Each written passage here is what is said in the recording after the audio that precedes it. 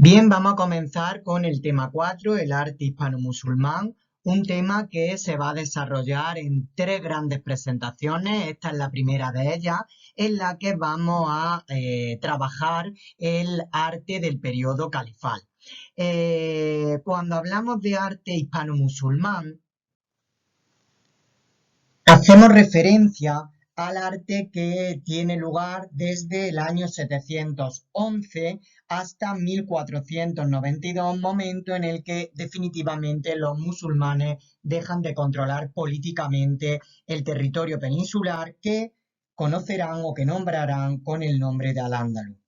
Mira, una breve reseña histórica. A principios del siglo VIII, tras la muerte del rey visigodo Witiza, va a quedar dividido en dos mitades. Por un lado, la ocupada por los partidarios de Aquila, el hijo del rey Witiza, y por otro lado, los partidarios del rey Don Rodrigo.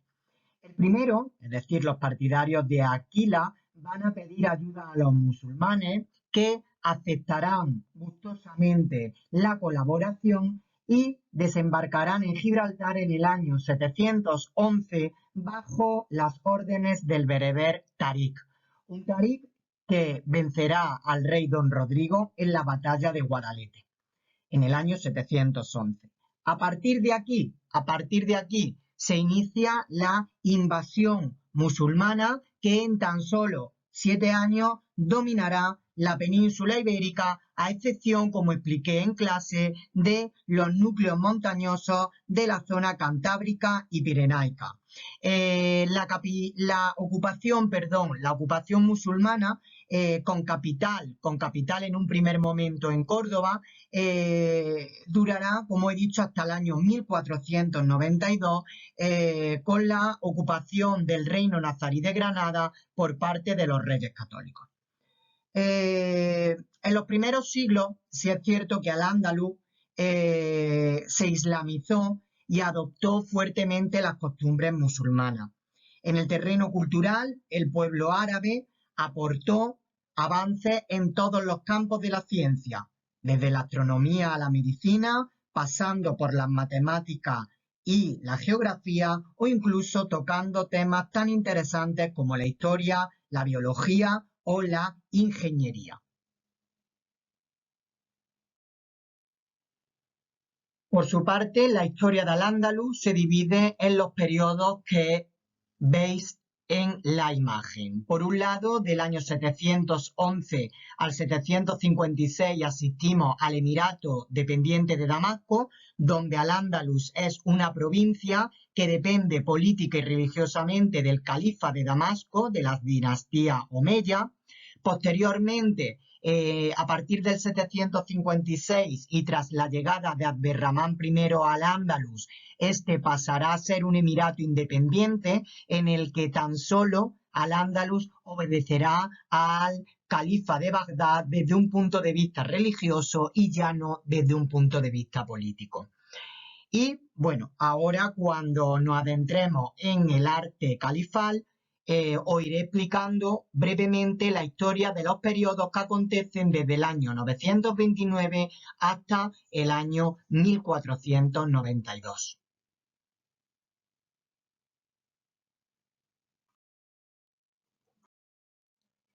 En este sentido, aquí veis en qué periodos, en qué etapas se dividiría la historia artística del mundo hispano-musulmán, que prácticamente coincide cronológicamente en el tiempo con los periodos que os he comentado, en los que se dividiría la historia de Al-Ándalus. De estos periodos, quizás los más interesantes son estos tres: el arte califal, el arte almohade y el arte nazarí. Esto no quita a que yo no vaya a haceros unas pequeñas reseñas acerca de los reinos de Taifa, del arte de los reinos de Taifa.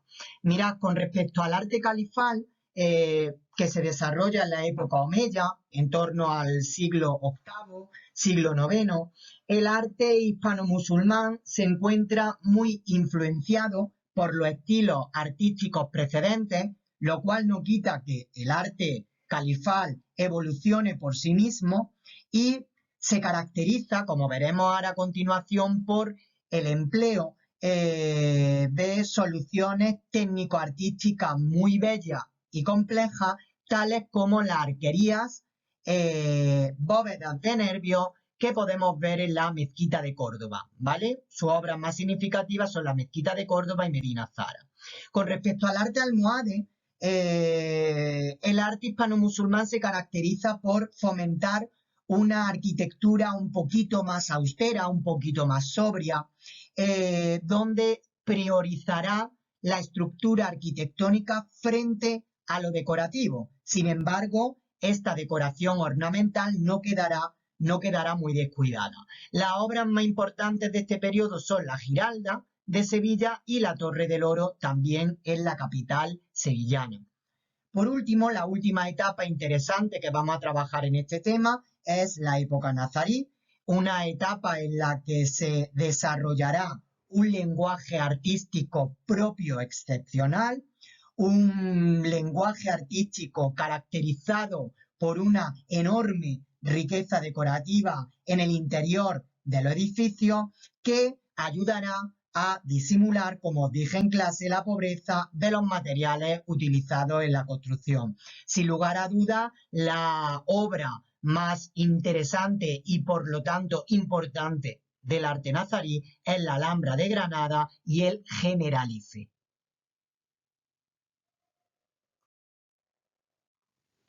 Con respecto a las características generales que definen al arte islámico y en el que se incluye el arte hispano-musulmán, en primer lugar os dije en clase que una palabra muy interesante era que es un arte ecléctico, es decir, un arte que va a absorber, que no va a hacer desmerecer la influencia de otros elementos artísticos, tales como elementos grecorromanos, elementos bizantinos, elementos sirios, persas o incluso elementos visigodos. Aquí veis cómo ese arte ecléctico, ese arte de síntesis de la arquitectura islámica permite que, por ejemplo, del mundo romano sea capaz de utilizar columnas, arcos de medio punto, dovelas bicolores, por ejemplo, también del arte bizantino, fundamentalmente las cúpulas, las bóvedas y el arte musivario, es decir, el mosaico.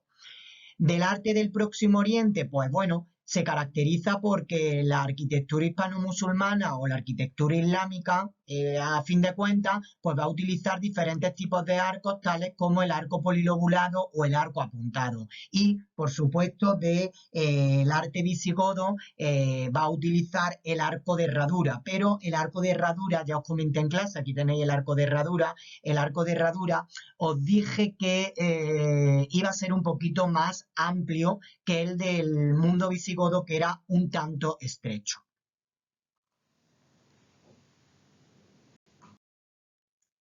Y todo esto de la absorción, todo esto del eclecticismo del arte islámico, ¿por qué se debe? Fundamentalmente porque la religión islámica es tremendamente tolerante con otras religiones y a ello se une, por otro lado, pues la ausencia de formas artísticas, de formas estilísticas propias del mundo islámico. Otras características muy importantes del arte islámico las vemos aquí. Y es la idea de la ornamentación. Es muy interesante ver cómo los edificios islámicos se caracterizan por el contraste de la pobreza decorativa del exterior de los edificios con respecto a la exuberante ornamentación que vemos en el interior de los mismos.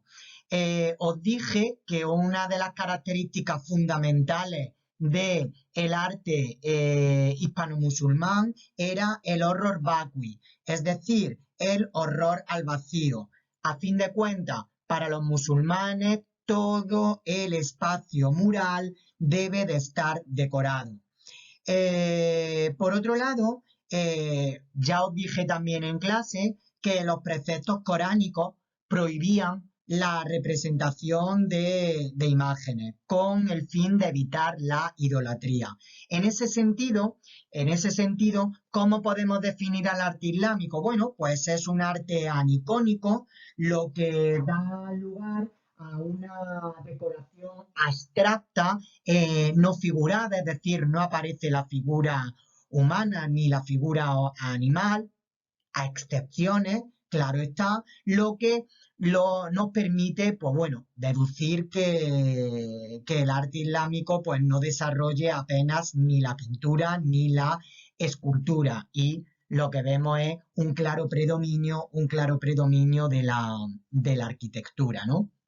Bien, por otro lado, esto es muy interesante, estos dos puntos que estoy señalando. ¿Por qué? Porque esto es lo que nos permite hablar de una cierta peculiaridad del arte islámico. En ese sentido, debemos de partir de la idea de que los árabes eran auténticos matemáticos y que en la mayoría, por no decir en todas sus arquitecturas, buscaban la perfección matemática. Esto dará lugar a que los edificios estén caracterizados por un dominio, por un predominio absoluto de la forma geométrica y, por otro lado, que haya un predominio de lo horizontal frente a lo vertical. Es decir, nos encontramos con edificios de pequeña altura que quedaban perfectamente integrados en el paisaje.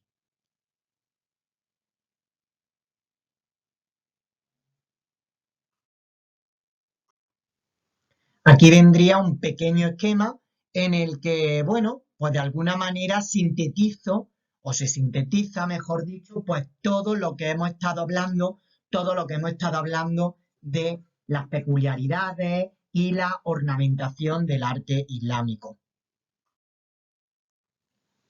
Más cositas, más cositas. Bueno, otra de las características muy interesantes de la arquitectura islámica es los materiales que van a utilizar para sus construcciones. Lo que más nos llama la atención, si veis la imagen, es que va a haber un predominio tanto del ladrillo como de la madera, así como también de los yesos y la cerámica, pero hay una escasa utilización de la piedra. ¿De acuerdo? Por otro lado, vemos que estos materiales directamente están relacionados, bueno, pues con una facilidad y una ligereza que permite a los decoradores y arquitectos islámicos trabajar de una manera mucho más factible, ¿de acuerdo?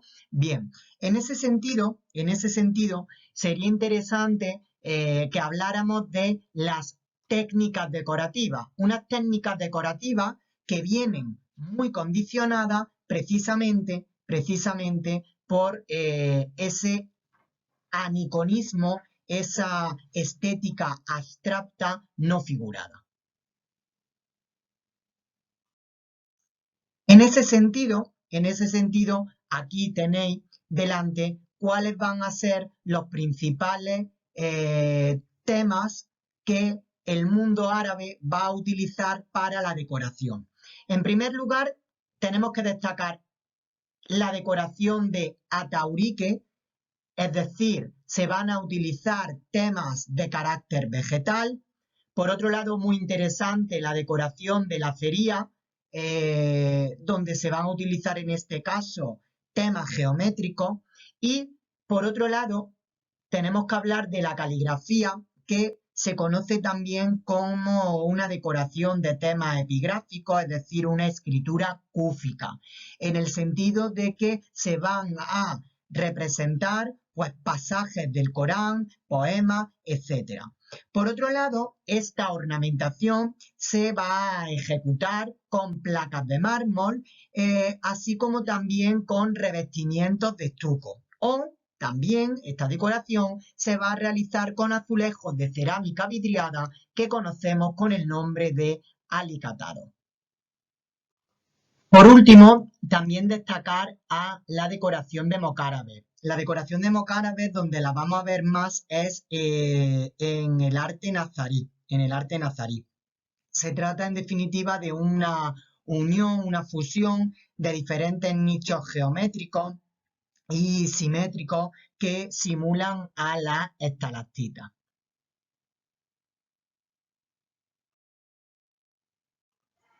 Con respecto a los elementos sustentantes, como hemos visto al principio, va a utilizar toda clase de arcos, tales como los de medio punto, los de herradura, o incluso también vamos a ver que utilizan arcos polilobulados. Y como soporte, fundamentalmente van a utilizar tanto los pilares como las columnas. Con respecto a las cubiertas, van a utilizar la bóveda, aunque os dije en clase que también en el arte islámico nos vamos a encontrar con una arquitectura arquitrabada, es decir, donde predomina la línea recta. Por lo tanto, nos encontramos con dos tipos de arquitectura, la arquitectura abovedada y la arquitectura adintelada.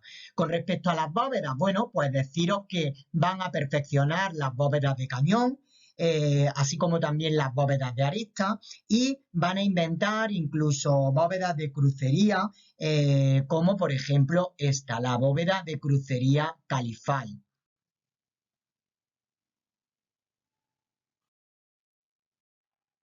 En este sentido, vamos a empezar ya, como quien dice, después de estas características generales del arte islámico, vamos a hablar del arte califal. Pero claro, antes de hablar del arte califal, sería interesantísimo pues, dar unas nociones básicas de cuál es el edificio más importante dentro del arte islámico y por ende del arte hispano-musulmán. Y es el que tenéis justo delante o el que tenéis en la imagen, la mezquita. La mezquita posiblemente tenga su origen en la mismísima casa del profeta Mahoma en Medina. Aunque sí es cierto que hay otras teorías que hablan de, bueno, pues de una clara referencia de la mezquita a estructuras hipóstilas del mundo egipcio o incluso también a la basílica paleocristiana. Como he dicho anteriormente, la basílica iba a decir, se me va la pinza. Como he dicho, la mezquita es el edificio más importante del arte islámico, que a diferencia, como vimos en clase, del templo cristiano, no es considerado como la casa de Dios, o como hemos visto, por ejemplo, en los templos del mundo grecorromano. No es la morada de una divinidad. En cualquier caso, la mezquita es considerada como un lugar de reunión de la comunidad musulmana y eso explica precisamente que sean de mayor tamaño. Las mezquitas generalmente vamos a ver que son de planta rectangular y están integradas por una serie de partes. Vamos a verlas cada una de ellas. En primer lugar, nos encontramos en la mezquita con un patio, también conocido con el término árabe de Sham, un patio a cielo descubierto, como queriendo evocar la extensión del desierto, en cuyo centro, generalmente en cuyo centro del patio, se va a encontrar una fuente de agua para efectuar las abluciones rituales, tal y como prescribe el Corán, y que se conoce con el nombre de Sabil. Este Sabil o esta fuente en numerosas ocasiones puede adoptar la forma de un templete. El patio, por lo general, suele estar rodeado por una zona porticada que se sustenta, dicho arco, en columna o en pilares. Por otro lado, otro elemento muy importante, aquí tenéis las arcadas, la arquería, ¿no? Por otro lado, nos encontramos con el alminar o torre, un elemento arquitectónico que se encuentra adosado al patio y desde donde el almohadano llama a los fieles a la oración. Pero, sin lugar a duda, la parte más importante de una mezquita la constituye la gran sala de oración, también conocida como Haram, formado por un número indefinido de naves, a las que también se le conoce con el nombre de crujía, que pueden ser perpendiculares o paralelas. Estas naves pueden ser, como vemos aquí, perpendiculares o pueden tener esta disposición o paralelas con respecto al muro que se le conoce con el nombre de quibla. Muchas veces lo vamos a ver como muro de la quibla. Este muro o esta quibla generalmente está orientado hacia la Meca. Dentro de la quibla o en el muro se localiza un mihrab. ¿Qué es el mihrab? El mihrab es el lugar santo de la mezquita. Una especie de nicho abierto, muy decorado, cuyo espacio está delimitado por arquerías que forman un recinto cerrado conocido con el nombre de Maksura, a fin de establecer una separación entre el califa o el imán y el resto de los fieles. Ahí no aparece, pero ya os lo digo. Cerca de la quibla se sitúa el mimbar, un púlpito de madera desde donde el imán dirige la oración.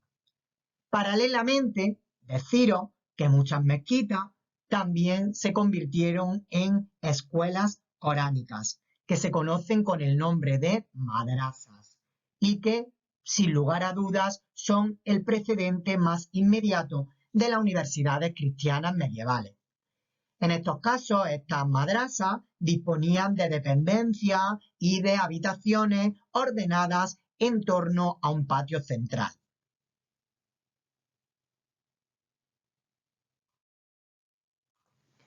Y ya sí, sin más dilaciones, vamos a empezar a hablar de lleno del arte en Al-Ándalus, del arte hispano-musulmán. Y para empezar, vamos a hablar del arte del Califato de Córdoba. El arte del Califato de Córdoba, también conocido como arte califal, se desarrollaría pues desde el año 929 hasta el año 1031, ¿de acuerdo? Pero previamente tenemos que dar unos conceptos básicos. En primer lugar, pues bueno, que con la invasión musulmana de la península ibérica allá por el año 711, como vimos al principio de esta presentación, Al-Ándalus se va a convertir en un emirato dependiente de Damasco, hasta que en el año 756 Abderramán I convierte a Al-Ándalus en un emirato independiente. Será a partir del año 929 cuando Abderramán III se autoproclame califa, lo que acarrea toda una serie de connotaciones tanto políticas como religiosas. En primer lugar, sería interesante definir una serie de características básicas sobre la arquitectura del arte califal. Vamos a ello. La primera de ellas es que el arte califal se encuentra impregnado de influencias visigodas y romanas. Y esto se manifiesta en que a veces aprovechan columnas, tanto sus fustes como sus capiteles, romanos y visigodos. En segundo lugar, el arte califal se caracteriza por una utilización sistemática del arco de herradura. Si bien tenemos que decir que más tarde aparecerá el arco polilobulado y entrelazado. También utilizan bóvedas de cañón, bóvedas de arista y van a crear la bóveda de crucería, así como también la bóveda califal, o sea, una bóveda formada por nervios entrelazados sin cruzamiento en el centro. De esa manera va a dejar un espacio libre en el que situarán una cúpula gallonada. Una vez dichas las características más importantes del arte califal, vamos a hablar de el edificio más representativo de este periodo, y es el que tenéis delante, la mezquita de Córdoba. La mezquita de Córdoba comienza su construcción en torno al 786 por mandato de Abderramán I, sobre la base de una antigua iglesia visigoda, la iglesia visigoda de San Vicente, que será comprada a los cristianos. De esta construcción de la iglesia visigoda de San Vicente, reutilizarán buena parte de sus materiales, principalmente las columnas. La planta tiene una relación muy directa con la mezquita de Kairouán. Es decir, nos vamos a encontrar con naves perpendiculares al muro de la quibla o naves perpendiculares a la quibla. Por lo tanto, nos encontramos con una mezquita, como dije en clase, del tipo T. También se caracteriza la mezquita de Córdoba por el empleo de arcos de herradura que encontramos precisamente en esta mezquita de Kairouán. Pero, a diferencia de la mezquita de Kairouán, la de Córdoba emplea un sistema doble de arquería. Sus 11 naves iniciales de Abderramán I se amplían en torno al año 848 por Abderramán II, que amplía las naves hacia la cabecera. En el año 929, Abderramán III va a construir el alminar o minarete, al tiempo que va a realizar importantes mejoras en su interior. En torno al año 961, Al-Hakam II procede a una nueva ampliación, ¿de acuerdo? Construyendo un nuevo mihrab y una nueva maksura, ¿de acuerdo? Y una nueva maksura que estaría por aquí, dando lugar a un espacio, como veremos a continuación, profusamente decorado con mosaicos bizantinos, cúpulas califales y delimitado por un espacio de arcos dobles polilobulados. Perdón, Al-Hakam, si lo he dicho bien. La última etapa es la de Almanzor. Con Almanzor, a finales del siglo X, se va a llevar una ampliación, pero hacia el lado norte. Es decir, todo esto se amplía. ¿Por qué? Porque ya en la etapa de Almanzor, la mezquita de Córdoba no se puede ampliar más hacia el lado de la quibla, fundamentalmente porque se encuentra con el río. De esta manera, ampliando la mezquita hacia el lado norte, Almanzor lo que hace es descentrar el muro de la quibla, descentra la quibla, no se encuentra centrada, no está en la parte central.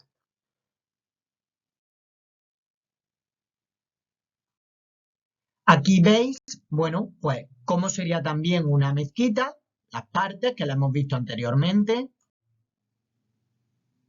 Y por su parte aquí vemos una panorámica de la mezquita de Córdoba, una fotografía aérea donde se aprecia claramente pues su patio, se aprecia claramente el alminar, se aprecia también las naves o crujías que aparecen perpendiculares al muro de la quibla, que lo tendríamos aquí, y poco más.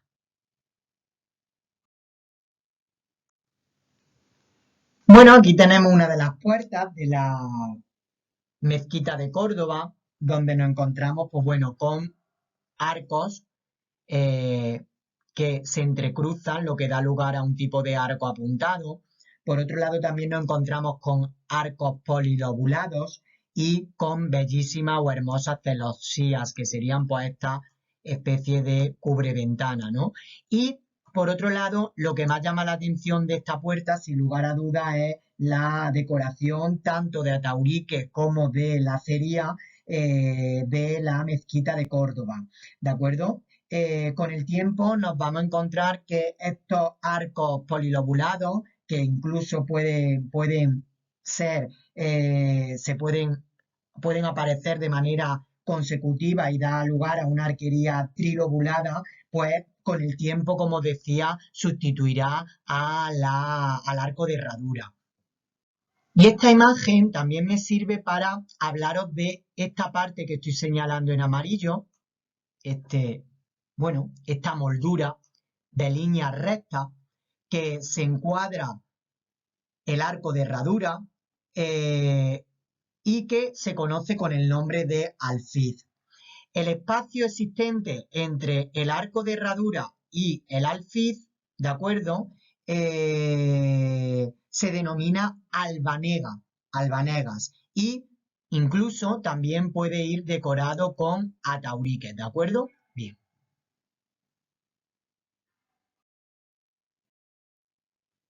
En este sentido, lo que nos llama más la atención, o una de las partes más importantes de la mezquita, os dije que era la gran sala de oración o el haram, que lo tenéis justamente aquí delante. Y lo más llamativo de todo es ese sistema doble de arquería que separa las naves o crujías y que evidentemente está inspirado en el acueducto de los Milagros de Mérida. Al igual, evidentemente, que la alternancia de las dovelas rojas y blancas. ¿Por qué los arquitectos de la mezquita de Córdoba utilizan este sistema doble de arquería? Bueno, pues responde claramente a la doble necesidad de lograr una mayor altura y también lograr una mayor solidez. Ello se consigue superponiendo dos elementos sustentantes. Por un lado, nos vamos a encontrar en la parte inferior con arcos de herradura que se apoyan sobre columnas, y en la parte superior nos encontramos con arcos de medio punto entre pilares. Otro elemento muy destacado del mundo bizantino es esto que estoy señalando aquí, ese pilar troncocónico invertido que conocemos con el nombre de cimacio y que, como vimos en la arquitectura bizantina, va a servir para darle una mayor esbeltez al arco.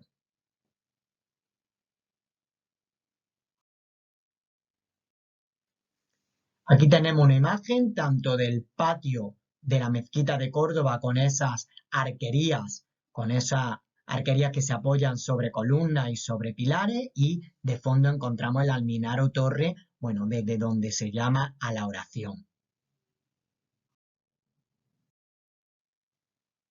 Aquí tenemos a la maxura de la mezquita de Córdoba. Además, no solo del papel decorativo que representaba, el uso de arcos polilobulados permitía repartir perfectamente todas las fuerzas de los muros, por lo que su complejidad formal no solo responde a una voluntad ornamental, sino que también se hace por una función o por una idea funcional.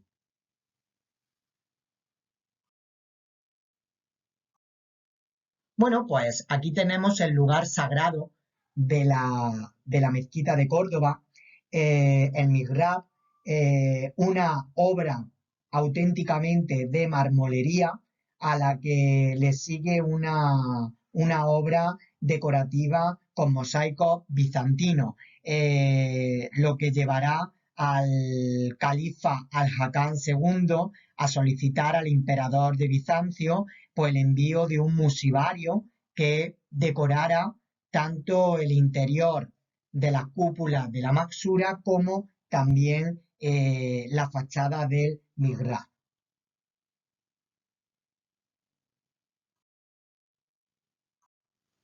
Bueno, en línea con esa pomposidad, con ese lujo de mármoles y de decoración musivaria bizantina, debemos de hablar de la cúpula que cubre a la maxura, y que nos permite, bueno, pues hablar de esa bóveda califal, donde vemos que los nervios se aparecen cruzados, pero en ningún caso en el centro, lo que da lugar a un espacio para una cúpula gallonada, y podemos decir sin lugar a dudas que los arquitectos árabes llegaron con este tipo de obras a un alto grado de perfeccionamiento técnico e idearon soluciones que no se volverían a ver en Europa hasta la llegada del arte gótico y de nuevo el desarrollo de la bóveda de crucería.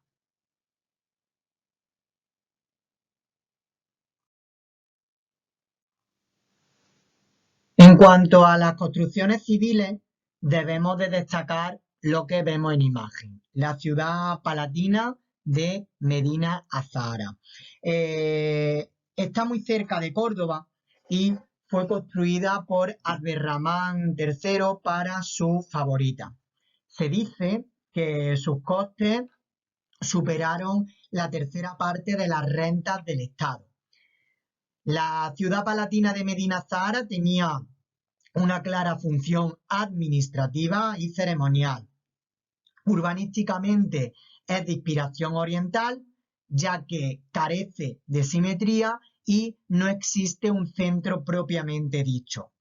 Estaba rodeada por una muralla y gozaba de varias terrazas y jardines, alrededor de los cuales se articulaban los edificios. Aquí vemos pues el pórtico de acceso a lo que sería la zona oficial con el empleo del arco de herradura y de nuevo con la alternancia de dovelas blanca y roja. Y por supuesto el arco de herradura enmarcado dentro de esa estructura rectangular que es el alfiz.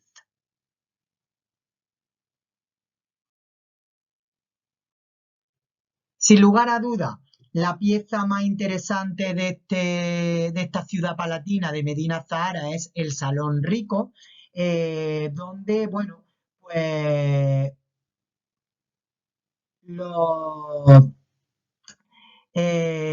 un salón rico, perdón, cuya estructura arquitectónica y decoración mural pues suponen la definición absoluta del arte califal.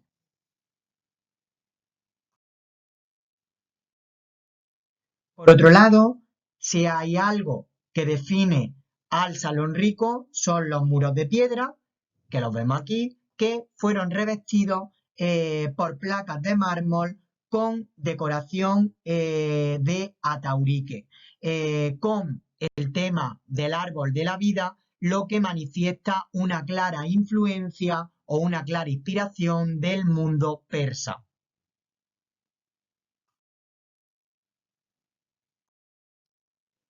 Y es que en el Salón Rico, sin lugar a dudas, va a cristalizar la idea del arte califal, del uso del arco de herradura, así como también el capitel que os señalo aquí, conocido como el capitel de Avistero.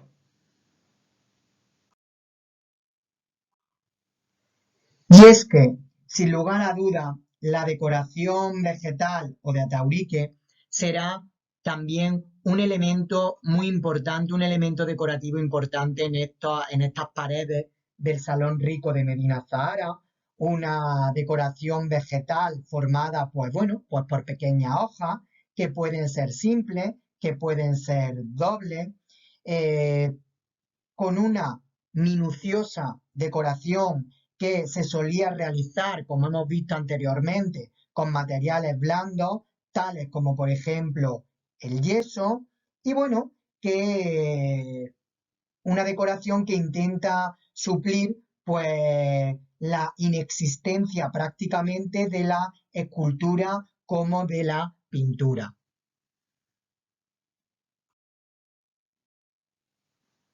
Otro elemento muy importante del arte califal van a ser las artes suntuarias o los escasos trabajos que podemos decir que son escultóricos. Como ya hemos visto, estos ejemplos escultóricos propiamente dichos son escasos, excepción hecha de algunos relieves figurativos, como lo que vemos aquí, que decoran algunos objetos de lujo tales como la arqueta de Leyde.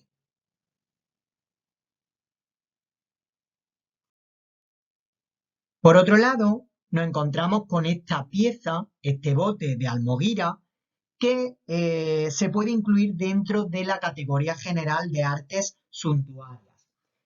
Las piezas suntuarias eran regalos de buena voluntad a embajadores y damas. Y se sabe que en Córdoba existían importantes talleres de objetos de lujo, entre los que destacan, pues bueno, la elaboración de estos botes de forma cilíndrica, con tapa semiesférica, que servían para guardar perfúmenes o joyas. Lo que llama la atención de estos botes, pues de nuevo, es que estaban decorados con materiales labrados en los que pueden aparecer, como vemos aquí, la representación de la figura humana, la figura animal, aunque también van a aparecer pues, los temas decorativos clásicos, tales como el ataurique, la lacería o la escritura cúfica, como vemos, por ejemplo, en la tapa, o en la base de la tapa, mejor dicho.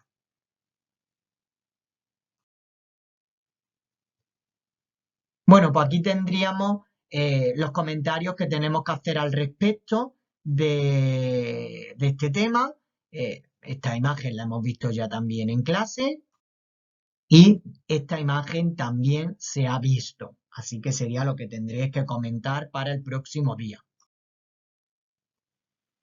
Bien, esto no entra como materia de examen, pero creo que para tener una visión mucho más general del arte hispano-musulmán no podíamos dejar de hablar del periodo de las taifas, ¿no?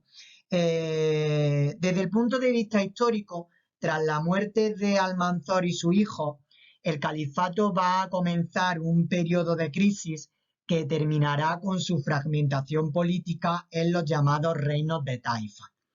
Las características que definen a estos pequeños reinos van a ser las siguientes. Por un lado, pues bueno, se va a incrementar la tendencia decorativa que había definido a la última etapa del califato.